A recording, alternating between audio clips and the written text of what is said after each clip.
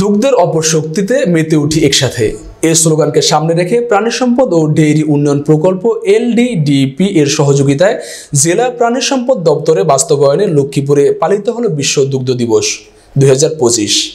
1 June রবিবার সকাল 12টায় জেলা প্রশাসকের কার্যালয় থেকে একটি বর্ণাঢ্য র্যালি বের হয়ে শহরের বিভিন্ন সড়ক প্রদক্ষিণ করে পুনরায় জেলা প্রশাসকের কার্যালয়ে এসে শেষ হয়। জেলা প্রশাসক রাজীব কুমার সরকার থেকে সরাসরি স্মারকলিপি গ্রহণ করেন উত্তর মজুপুর সরকারি প্রাথমিক বিদ্যালয়ের 5ম শ্রেণীর ছাত্রী জান্নাতুল ফেরদাউস হীরা। আলোচনা সভায় সাংস্কৃতিক ও পুরস্কার বিতরণী অনুষ্ঠানে মিলিত হন সবাই। এ সময় জেলা প্রাণী সম্পদ ডাক্তার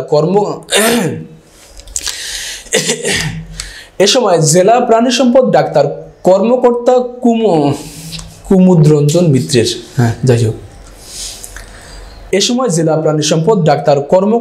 কুমুদরঞ্জন মিত্রের সভাপতিত্বে প্রধান অতিথি ছিলেন জেলা প্রশাসক রাজীব কুমার সরকার।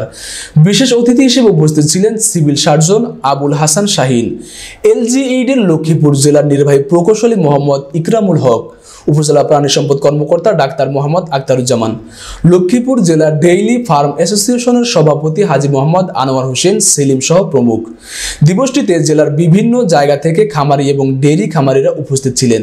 প্রধান অতিথি জেলা প্রশাসক রাজীব কুমার সরকার বলেন, সুস্থ থাকতে প্রতিদিন 1 গ্লাস দুধ পান করতে হবে। আমাদের শরীরে রোগ প্রতিরোধ ক্ষমতা বাড়াতে দুধের কোনো বিকল্প নেই।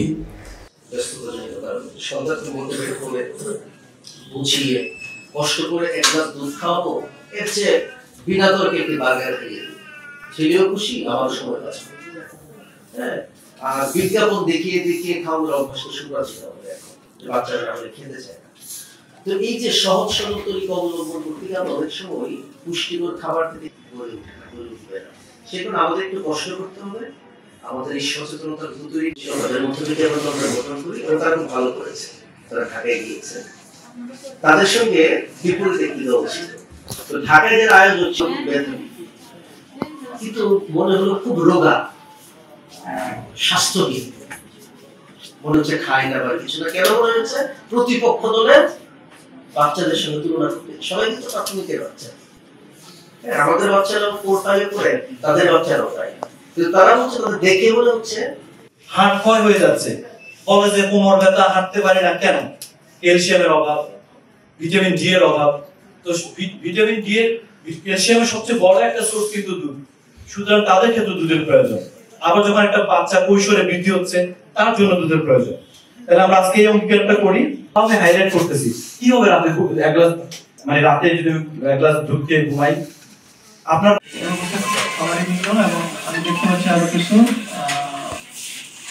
যেটা একটা বলা হচ্ছে ব্যালেন্স ডায়েট, মানে আমাদের শরীরের পুষ্টির জন্য, সুস্থতার জন্য যে 6টা খাবার যেটা দরকার, 6টা খাবারের সমন্বয় এখানে আছে। এখানে পানির সাথে সাথে শর্করা আছে।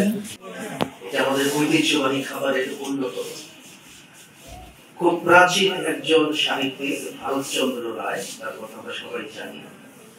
দুধ নিয়ে তার একটি কথা, এই বাঙালি জাতির ঐতিহ্য, আমরা সবাই হয়তো তার এই কথাই শুনেছি বা বলছি, আমার সন্তান যেন থাকে দুধ। এই কথাটি শুনিনি, এরকম শিক্ষিত মানুষ পাওয়া যায়। এখানে কিন্তু মাছের কথা বলা যায়। এই যে আকাঙ্ক্ষাটি, তার মানে দুধ শুধু কৃষককে খাবার নয়, সুখ এবং শান্তির প্রতীক। দুধে ভাতে থাকা মানে কি?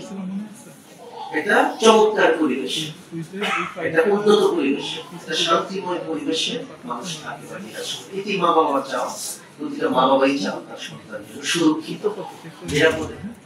এদের সঙ্গে দুধের সম্পর্ক অঙ্গাঙ্গিভাবে জড়িত। এবং আমাদের এই অপুষ্টি যদি থাকে, পুষ্টিহীনতা যদি থাকে, এটি কিন্তু শরীরে এবং মনের ছাপ ফেলে, এটি কিন্তু বোঝা যায়।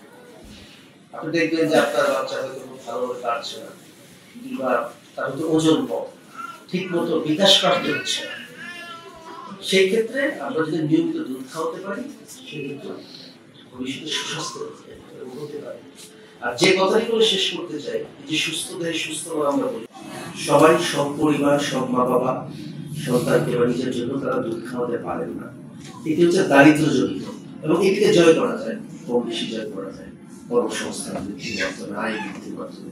কিন্তু আরেকটি বড় যে সমস্যা সেটি হচ্ছে অসচেতনতা। এটি দূর করা কিন্তু অত্যন্ত জরুরি। আমরা দেখেছি যে আমাদের মধ্যবিত্ত ব্যক্তিটি স্বাস্থ্যসম্মত না, রেস্তোরাঁয় গিয়ে খাওয়াটা বেশি পছন্দ করছে, জাঙ্ক ফুড